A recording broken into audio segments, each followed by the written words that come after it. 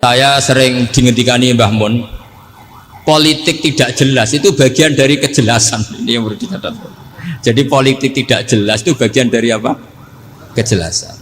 Misalnya begini, siapa yang mengira Khalid bin Walid yang sangat musuhi Rasulullah, dia panglima orang kafir ketika ngalahkan Rasulullah di perang Uhud, akhirnya Khalid bin Walid masuk apa?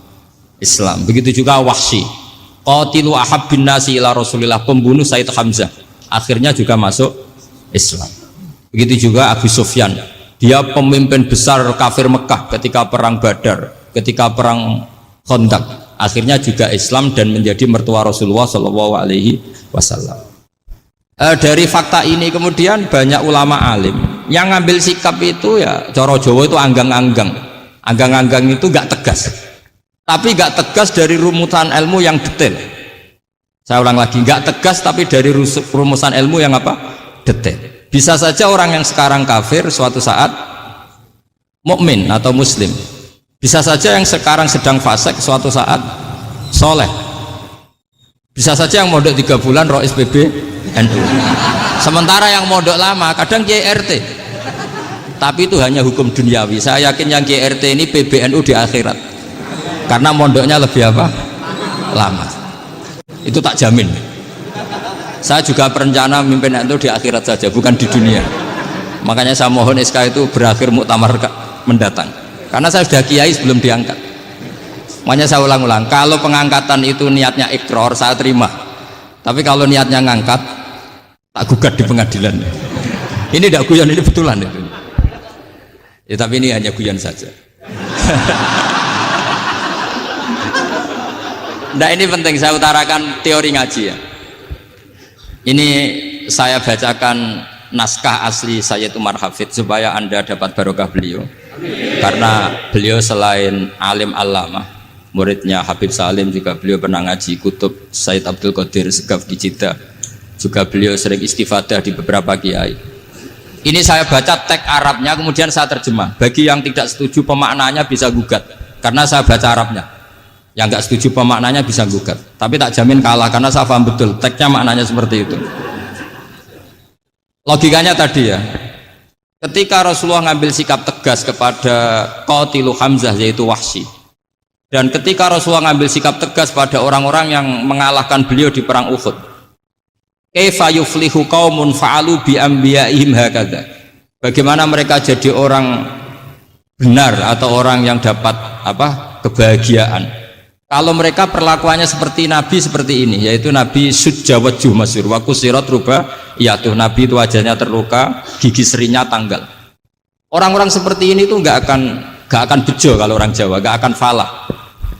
Tapi apa yang terjadi? Allah menurunkan ayat laisa laka minal amri syai'un aw yatuba 'alaihim aw yu'adzibahum. Muhammad itu bukan wilayah kamu ngecap orang, menstigmasi orang itu tidak wilayah kamu. Saya bisa saja mengampuni mereka atau menyiksa saya itu atau menyiksa mereka itu wilayah saya, kata Allah. Saya bisa saja mengampuni mereka atau menyiksa mereka itu wilayah saya.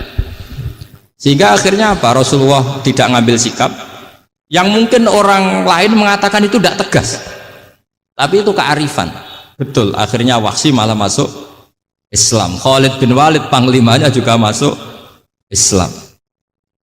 Dan beberapa orang kafir juga masuk Islam, termasuk mimbenihim, ketuanya yaitu Abu Sufyan. Ini penting saya utarakan. Makanya ini saya baca pembenaran dari konstruksi pikiran tadi.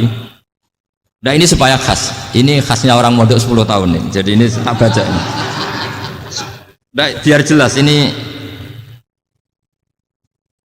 nanti tagnya persis ya, tidak saya rubah. Ini di kitabnya Habib Umar Hafid, namanya itu Taujihun Nabi Limardoti Bari. Kalau diterjemah ya mengarahkan orang yang sadar. Nabi itu orang yang sadar ya, sampai ini termasuk orang yang sadar.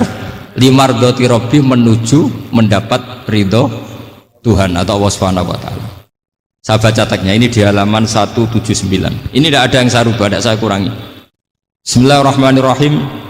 Fala buddha an nuwattina qulubana ala annana khodamatu ahli hadal qaul wa yattali Allah min qulubina annana na'taqidu imkaniyata ayyasfa'a fi ahadina yaumal qiyamati man huwal ana kafirun yuslimu faya'lu sya'nu indal haqqi fayakunu sababan li kholasika fil qiyamah yumkinu dzalik. Jadi kita-kita para dai, para kiai itu adalah khodamatu hadal kaun. Kita ini adalah pelayan alam raya ini yang selalu berharap alam ini akan lebih baik. Orang yang sekarang sedang kafir bisa saja nanti yang nyafaati kamu di akhirat, yaitu mereka masuk Islam lalu Islamnya lebih serius, akhirnya punya hak syafaat.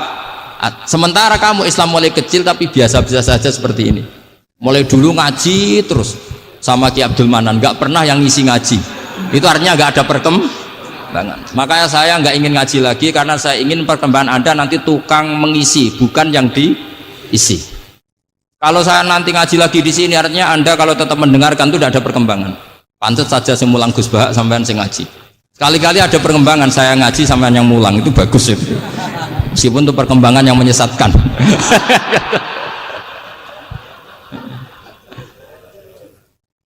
Ini penting saya utarakan. Ini dawuhnya Said Umar ya. Orang yang sekarang sedang kafir bisa saja orang ini nanti nyafaati kamu. Yaitu beliau orang ini Islam, kemudian Islamnya serius, maka punya hak syafaat. Sementara kamu Islamnya biasa-biasa saja. Itu masyhur kayak Sayyidina Umar. Sayyidina Umar Islam di hari itu langsung makomnya makom yang a'la, sehingga mengalahkan yang sudah Islam lebih lama. Karena Islamnya Umar itu menjadi izzatul Islam betul. Makanya jangan benci orang tegas teman-teman, kadang ya ada baiknya. Abu Bakar itu sudah Islam tapi layinal janib, orangnya santun. Kalau dipisoi orang yang menengahi lah, kira-kira seperti itu. Begitu juga Bilal, Ammar, Suhaib. Singkat cerita, Rasulullah itu sering dibully ya, sering disiksa orang-orang kafir. Rasulullah berharap, wah kalau yang Islam gini terus repot. Melihat Umar ini petarung di pasar Uka, dia dapat uang itu kalau tarung, menangan. Kata Rasulullah, kalau ini yang Islam ya bagus. Beliau berdoa, Allahumma aizal Islam bi Umar. Itu kira-kira 2 hari dari doa beliau, Umar masuk Islam. Itu pertama masuk Islam itu orang-orang kafir diparani. Kalau kamu ganggu Rasulullah Muhammad tak bunuh. Semenjak itu orang kafir yang gentenan sembunyi. Sehingga kata para mereka yang Islam selalu jaya mut aslama Umar, ketika Umar masuk Islam.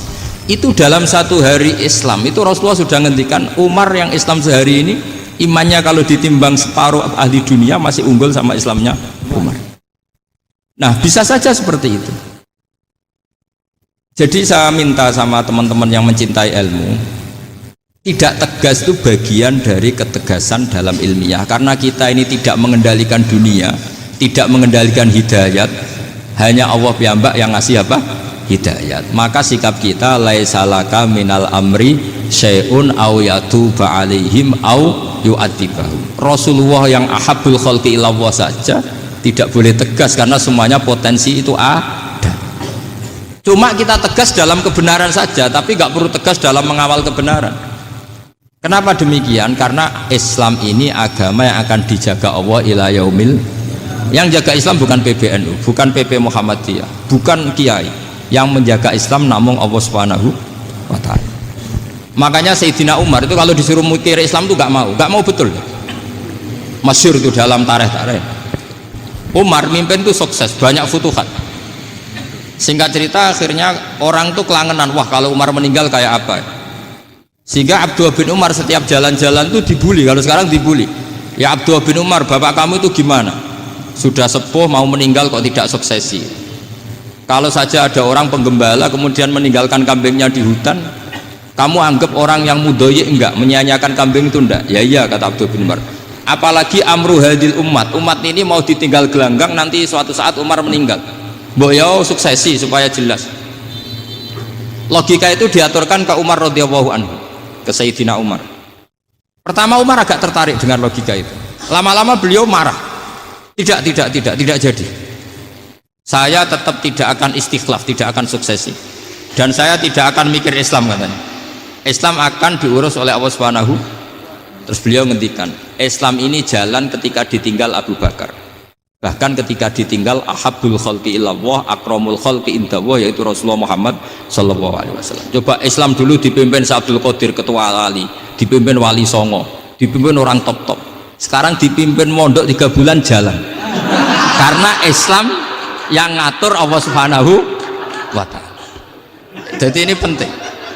Lo coba ustadz tuh banyak yang nggak bisa ngaji loh. Tapi ya laku ya nggak masalah. Lo saya kemarin di Korea seminggu. Itu TKI jadi khotib, ada yang jadi mufti, ada yang jadi suriah. Itu ada yang di sana jadi suriah, pulang ke kampung angon kambing lagi. Loh itu teman saya kenal. Suriah Korea. Iya suriah Korea tapi.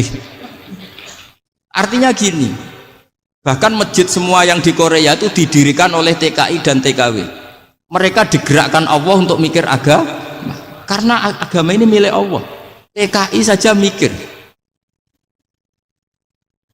Makanya ini penting, yo dakwah tapi tauhidnya sing kenceng, jangan dakwah kenceng tauhidnya kendor. Itu bahaya betul. Saya ulang lagi ya, ini dawuh Habib Umar. Jadi kata beliau, fala budda an wattina kulubana. Kita harus yakin seyakin-yakinnya bahwa semua kemungkinan itu mungkin. Makanya masyhur dalam tarikh ketika kafir Quraisy mau disiksa oleh para malaikat karena mereka sering menyakiti Nabi, kata Nabi gimana? Jangan. Saya berharap kalau bapaknya tidak mukmin, suatu saat anaknya mukmin. Masyhur dalam tarikh. Musuh Nabi besar siapa? Walid bin Mughirah. Punya anak Khalid bin Walid. Abu Lahab punya anak Jarrah, itu mukminah yang baik. Abu Jahal punya anak Ikrimah, itu mukmin yang baik. Di Indonesia lebih hebat lagi. Bapaknya ra iso maca Quran, anaknya hafid. Bapaknya utun ratamat SD, anaknya jadi dekan. Di Indonesia banyak orang nggak siapa-siapa, anaknya jadi presiden, anaknya jadi menteri. Artinya jangan karena bapaknya kafir kamu nganggep anak turunnya pasti selalu kafir. Teori itu sudah salah zaman Rasulullah. Yaitu Walid akhirnya punya anak Khalid, Abu Lahab punya anak Jarrah. Terus siapa? Abu Jahal punya anak siapa? Ini penting saya utarakan karena dakwah kalau terlalu semangat, nanti kalau menghilangkan tauhid bahaya. Tetap innal huda. Uni Soviet kayak apa? Mengkooptasi negara-negara sekelilingnya sampai jadi Zuni. Tapi apa yang terjadi? Uni Soviet yang runtuh, persemakmurannya semua rata-rata jadi negara apa? Islam, kayak Uzbek, kayak Ceknya, kayak apa-apa. Karena agama ini diurus Allah.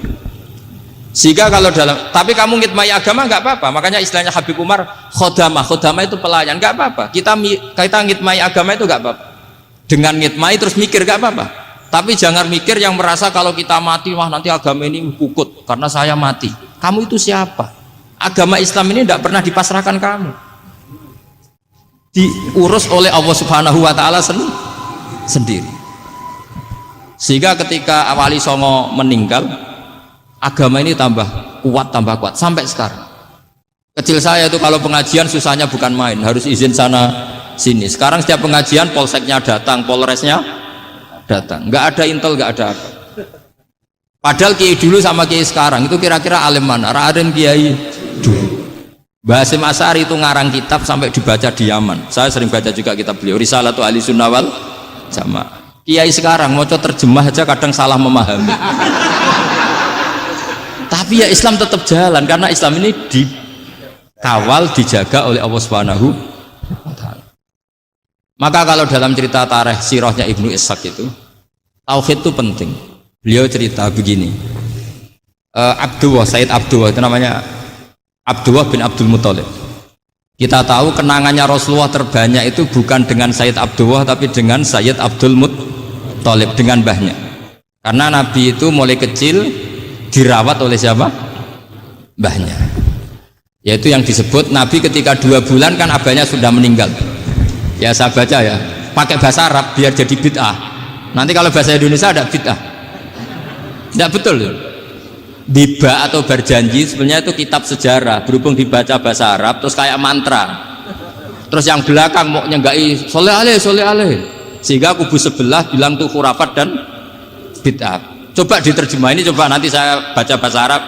Walamma tamma min hamli syahroni ala masyuril aqwalil marwiyatu fiya bil madinati abuhu abdullah wa kana qad istaza bi akhwalihi bani adi min at-taifatin najariyah wa makatha syahron saqiman yu'anu nasukmahu wasyaqwa. Terus di pojok sana bilang sholli alaihi. Pasti kubu sebelah yang liwat, wah itu khurafat bid'ah karena dianggap mantra. Padahal artinya coba sampean baca bahasa Indonesia. Ketika hamil Rasulullah umur 2 bulan, abahnya meninggal di kota Abwa. Kota Abwa adalah kota keluarga besar ibunya Sayyid Abdullah. Kebetulan pas ke sana beliau sakit sampai 1 bulan dirawat. Bid'ahnya di mana kalau diterjemah? Wong itu kitab tarikh. Makanya saya nggak tahu yang membid'ah-bid'ahkan tiba itu karena tadi. Tapi sampean juga ikut salah karena nyenggai sholawatan tok itu. Jadi makanya saya bilang tadi kalau bahasa Arab bid'ah, kalau sudah terjemah bid'ah karena kelihatan kalau itu hanya kitab tarikh. Loh, coba bid'ahnya di mana? Wa ba'du fa'aqulu wa Muhammad bin Abdullah bin Abdul Muthalib bin Hashim. Itu kalau diterjemahkan, kamu harus tahu siapa nama Muhammad. Muhammad punya abah siapa? Rasulullah Muhammad Abdullah. Punya abah siapa? Abdul Mut. Punya abah siapa? Hashim. Coba baca gitu di kubu sebelah. Oh iya iya. Berhubung kok baca bahasa Arab. Wa ba'du fa'aqulu wa Muhammad bin Abdullah bin Abdul Muthalib bin Hashim. Jadi itu hanya salah baca saja. Maksudnya salah yang hukumi, bukan salah yang baca, salah yang apa? Hukumi. Sayyid Abdullah ini orang yang tauhidnya sangat kuat. Sayyid Abdul Muthalib lebih kuat lagi. Saya cerita sedikit betapa pentingnya tauhid. Ketika pasukan Abraha bawa pasukan gajah mau menyerang apa? Ka'bah. Itu sebelum menyerang itu semua aset-aset milik orang kafir Quraisy, milik orang Quraisy lah, itu ditawan, diambil, termasuk milik Sayyid Abdul Muthalib, milik Abdul Muthalib. Terus ketika mau masuk Ka'bah, mau masuk Mekah, kata Abraha, man sayyidu hadal wadi, siapa yang kamu tuakan, yang kamu pertuan di sini? Oh, Abdul Muthalib. Abdul Muthalib itu dipanggil, itu auranya luar biasa.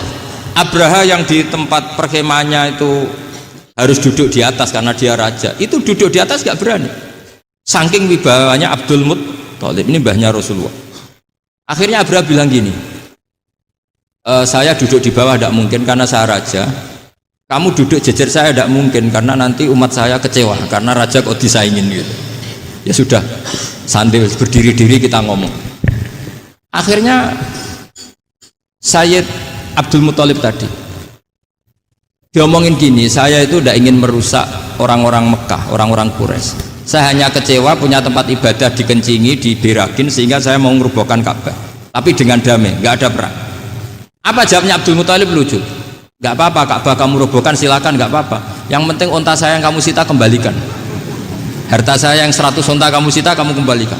Itu Abraha kagetnya bukan main. Kaget karena kamu itu pemimpin apa? Tadi saya hormat kamu karena kamu tak anggap orang hebat. Hadhil Ka'bah dinu abaika, ini Ka'bah itu agama kamu. Pas saya hancurkan kok kamu tenang-tenang saja. Padahal pas mau saya hancurkan kamu tenang-tenang saja, malah tanya unta kamu itu gimana? Apa jawabnya Abdul Muthalib? Inna lihadal baiti robban hamahu, sebab Ka'bah itu ada yang punya dan pasti akan melindungi Ka'bah.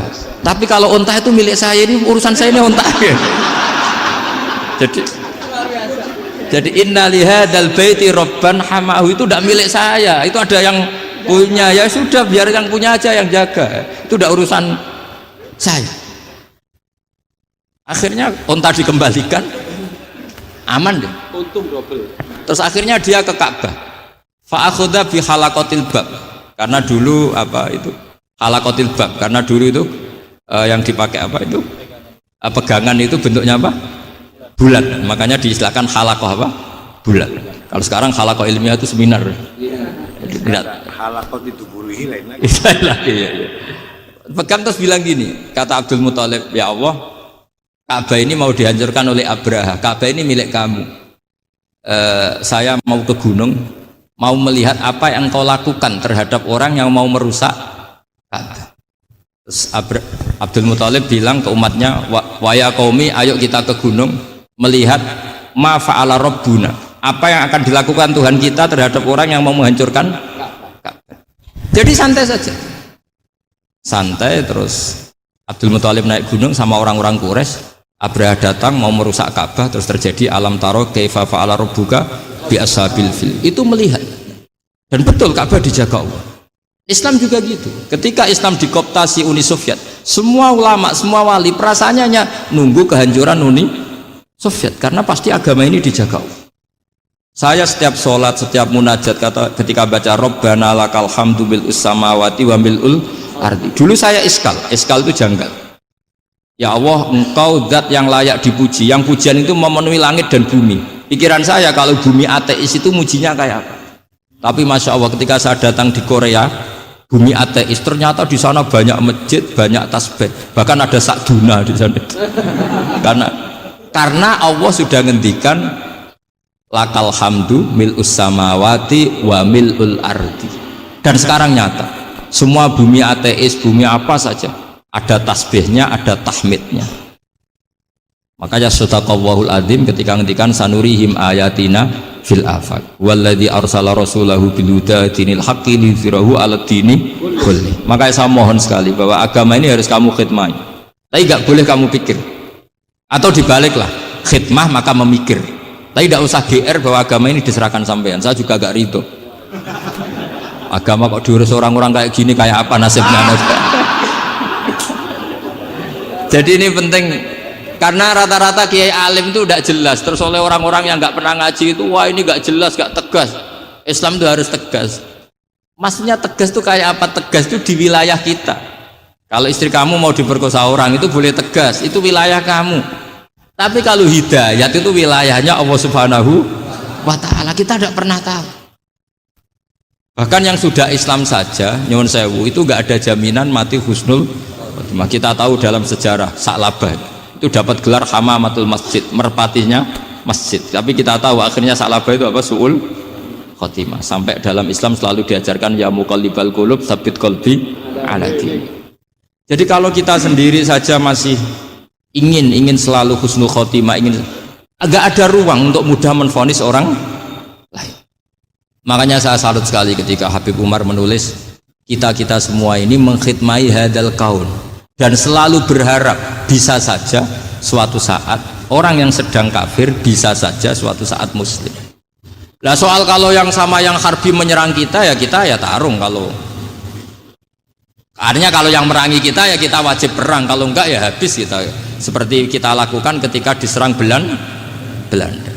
Tapi ketika mereka musta'man, dhimmi, mu'ahad, orang-orang kafir yang mau berdamai dengan kita ya kita damai, sebagaimana yang dilakukan Rasulullah SAW ketika berdamai dengan kafir Quraisy yang dipimpin Suhail bin Amr, masyhur itu dalam tarikh. Singkat cerita kan Sayyidina Ali ini pernah konflik sama orang Khawarij. Kata Sayyidina Ali, ya sudahlah, namanya kita musuhan, kita tidak usah ketemu, pakai mediator, kata Sayyidina Ali. Kata orang Khawarij, ini apa-apaan kok butuh mediator, nggak ada Qur'annya, ada hadisnya. Kira-kira kalau Sayyidina Ali orang Jawa, nggak ada apa tidak tahu. Walhasil Sayyidina Ali akhirnya baca ayat wa in khiftum shiqaqa bainihima fab'atsu hakaman min ahli wa hakaman min ahliya. Jika suami istri tengah konflik, maka yang keluarga suami kirim mediator, yang keluarga perempuan juga kirim. Terus kata Sayyidina Ali, wa amru ummati Muhammad a'dhamu min amri rajulin wa imra'atin. Kalau suami istri saja ketika konflik butuh mediator, apalagi ini kelompok besar pasti lebih butuh mediator. Akhirnya lalu mediatornya siapa? Kata Sayyidina Ali, ya siapa saja yang penting baik. Ditunjuk seseorang, diprotes sama orang Khawarij, ini orang nggak kredibel. Oh, terus Sayyidina Ali marah-marah. Rasulullah itu pernah berdamai dengan orang, bahkan orang itu kafir, yaitu Sulhul Hudaybiyah. Nabi itu berdamai dengan orang yang bernama Suhail bin Amr, ketika itu kafir. Makanya ini menunjukkan bahwa musolahah ma'al kufar itu boleh demi kelangsungan bernegara, berbangsa. Kamu tidak usah meragukan reputasi NU. Ketika dulu kafirnya kafir harbi zaman Belanda, ya Mbah Hasim fatwa apa? Jihad. Jadi jangan kira tidak tegas, kita tegas sekali, justru kita yang punya masa lalu tegas. Tapi kepada siapa dan dalam konteks apa? Paham ya? Terus ini penting sekali untuk dijernihkan.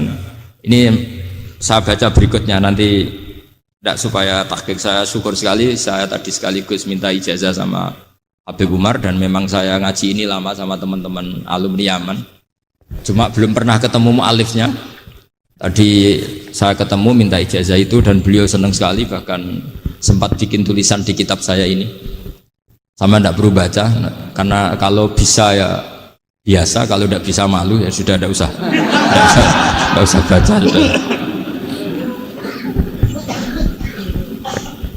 Terus ini kata beliau, ini masih saya teruskan.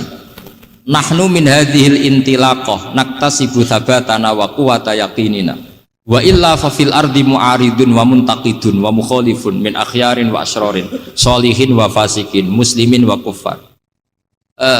Kalau kamu punya satu metode ilmiah, metode dakwah, kamu harus siap, karena pasti ada yang menentang. Yang menentang itu ya mulai orang soleh, tidak soleh, orang macam-macam. Jadi kalau sudah punya manhaj, memang dari awal harus siap apa? Ditentang. Jadi misalnya PBNU punya kebijakan apa, ya sudah siap saja dibully. Itu pasti itu, karena nggak ada manusia semua suka, semua benci. Kata beliau, anta in kunta fi syakkin min hadzal maslak wal manhaj fattabi man syi'ta wasaha angka ghaniyah wa in kunta ala yaqinin annahu al huda wa mirasun nubuwah wa annahu haqiqatu tarjamatil ahdi ma'rab fala tata'athar min kalami ahadin yakunu mangkana. Jadi intinya kita mengawal Islam secara rahmatanil alamin itu justru kita berharap menjadi simpatik dan menjadikan mereka menjadi Islam. Jangan ketika simpatik dianggap gak tegas. Saya masih ingat betul Dewi Mbah Mun, hak sekseni, kata beliau, saya masih ingat kalimatnya, sekseni akurat tegas itu berdasar ayat laisa laka minal amri syai'un aw yatuba alaihim aw yu'adzibahum, karena potensi sosial itu bisa rubah.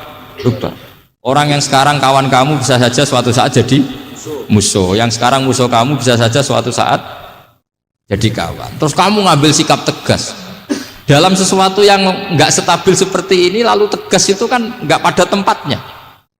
Makanya yang seperti ini kata Allah pakai asa itu menawa-menawa. Asa wahu ayyaj'ala bainakum wa bainal ladzina adaitum minhum mawaddah. Bisa saja orang yang sekarang musuhan dengan kamu suatu saat dijadikan mawaddah. Kamu udah mawaddah itu saling mengasihi. Kamu udah usah tanya, wallahu qadir, kata Allah, karena Allah mampu. Jadi dalam hukum-hukum sosial Allah seringnya bilang apa? Asa. Misalnya wa asa an takrahu syai'a wa huwa khairul lakum wa asa an tuhibbu syai'a wa huwa syarrul lakum. Karena masalah sosial ini semuanya asa, yang pernah tahu siapa? Bisa saja sekarang saya Rois Surya, nanti SK-nya nggak turun lagi, tapi saya tidak apa-apa. Bisa saja nanti santri 10 tahun dipimpin 3 bulan, nggak apa-apa. Bolak-balik nggak apa-apa, saya tidak akan kecewa. Karena masya Allahu kana wa malam yasa lam yakun. Assalamualaikum warahmatullahi wabarakatuh.